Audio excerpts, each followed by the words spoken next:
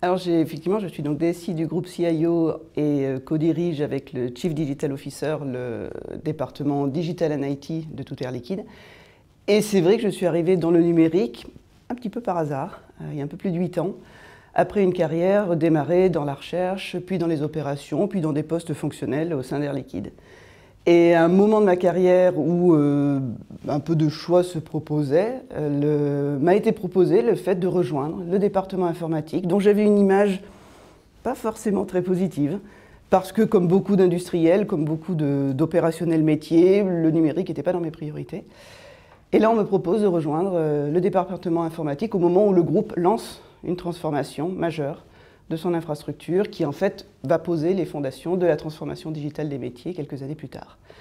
Et je rejoins, attiré à la fois par la curiosité. Bon, j'ai jamais eu peur des ordinateurs, j'ai jamais considéré que c'était un sujet ni masculin ni féminin, c'est juste un sujet technique, donc pourquoi pas.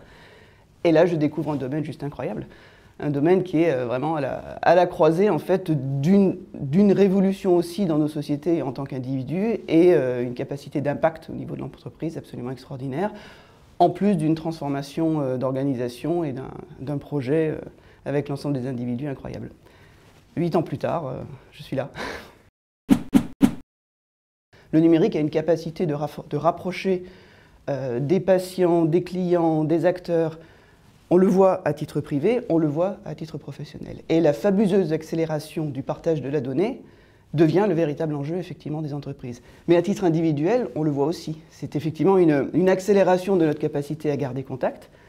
Ça vient évidemment avec d'autres éléments peut-être moins réjouissants, mais comme toute technologie, tout dépend de l'usage qu'on en fait et tout dépend de cette maîtrise humaine qu'on en garde. Et c'est ça qui m'intéresse et qui a fait qu'arrivant dans ce domaine-là, à la fois côté professionnel et privé, je trouve ça absolument incroyable.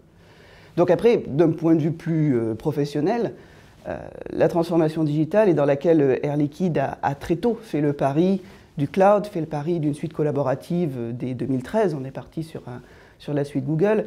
On est venu en fait avec les outils du numérique encore plus développer et amplifier une culture de réseau et de relationnel que le numérique est venu rendre encore plus puissant.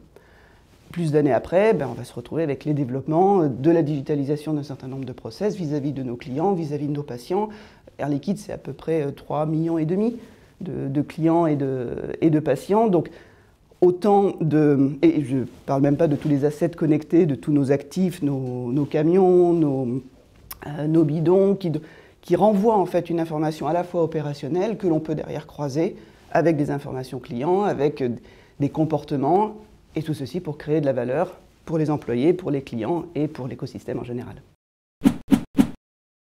S'il y avait des obstacles, c'est d'abord il y en a une partie qui peut être chez soi, c'est-à-dire qu'on se met soi-même des barrières en disant « Oh, c'est pas pour moi, c'est pas un domaine peut-être qui m'attire parce que je ne vois pas moi-même de modèle ». Donc le premier élément, c'est de se débarrasser du complexe de l'imposteur. Le deuxième élément, c'est ensuite, mais là comme n'importe quelle personne qui pourrait être dans une minorité par rapport à un domaine, aller au-delà, faire ses preuves, ne pas surattendre non plus du renvoi du domaine dans lequel on rejoint, dans lequel on avance. Voilà, se faire confiance, écouter les gens qui sont là aussi pour vous faire progresser, autour, dans les équipes. Et voilà, surtout croire en soi et avancer. Mais garder la curiosité et la capacité d'apprendre, rester proche de ceux qui font le métier, de manière à ne jamais rester, je dirais, perché en dehors de ce qu'est la réalité, vous permet pour moi d'avancer énormément.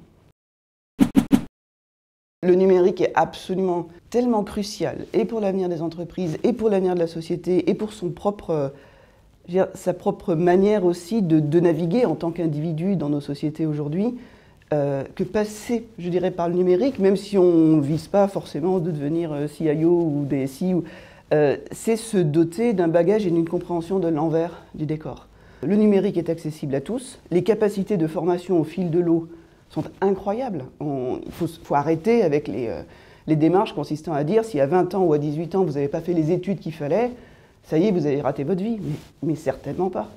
Et donc c'est cette approche-là qui doit permettre à des femmes comme à des hommes de partir dans des domaines où on manque sérieusement de talent. S'il y a un domaine, et moi c'est un domaine que je peux conseiller à tous les parents d'encourager leurs enfants, filles et garçons, à regarder de près, c'est l'informatique et le numérique. Donc les accompagner. Ils adorent les jeux vidéo, ben, très bien, montrez-leur que pour aller dans les jeux vidéo, il faut faire de la programmation. Que quand on touche à la programmation, on se rapproche des métiers du numérique, et puis peut-être qu'ils vont découvrir qu'accompagner des nouveaux développements de solutions digitales, des nouvelles plateformes, des nouvelles mobile apps, ou rentrer un petit peu plus dans la soute et découvrir tous les nouveaux services incroyables qui sont créés par les grands acteurs du cloud, de la cybersécurité, sont des opportunités de développement incroyables. Et oui, c'est des opportunités professionnelles infinies.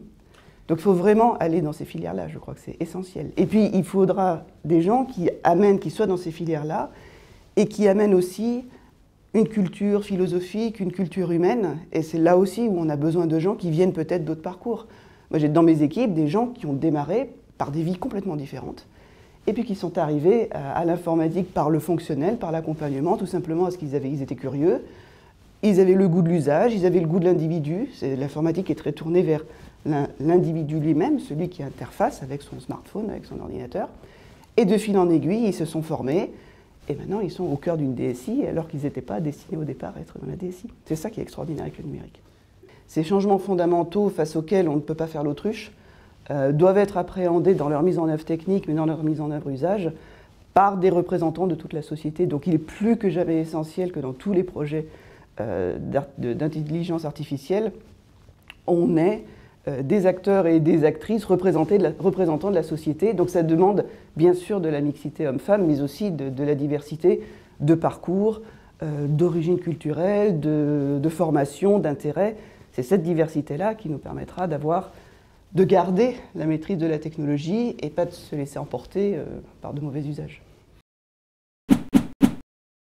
Rien n'est impossible. Vraiment, là, il faut arriver à faire tomber ces barrières de « ah, il y a des métiers, c'est pas pour moi », malgré ce que certaines personnes vont quelquefois dire, parce que malheureusement, on entend les maths, c'est pas pour les filles, ça c'est la plus grosse bêtise qui existe sur Terre. L'informatique, c'est un métier de garçon, pas du tout. Nous, dans nos équipes, on a en moyenne 1/3 de femmes, à peu près.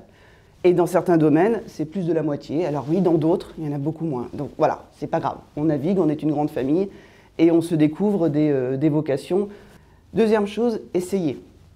Ça marche pas, c'est pas grave, on essaye autre chose. On aura tenté, on sera allé au bout de son idée, se garder des portes ouvertes, mais ne pas s'arrêter au premier échec, ça apportera toujours autre chose. Je crois qu'il est important aussi à un moment de se trouver des amis, des alliés, alors des mentors, des soutiens. Le côté « j'y arriverai toute seule » n'est pas non plus, je trouve, une bonne approche. Il faut accepter de l'aide, il faut accepter des retours, et ça commence généralement par donner aux autres, permet d'apprendre sur soi. Plus généralement, ça fait déjà pas mal, se faire confiance à la fin. Je crois que ça c'est un point aussi qui reste absolument fondamental. Son meilleur soutien, c'est soi-même.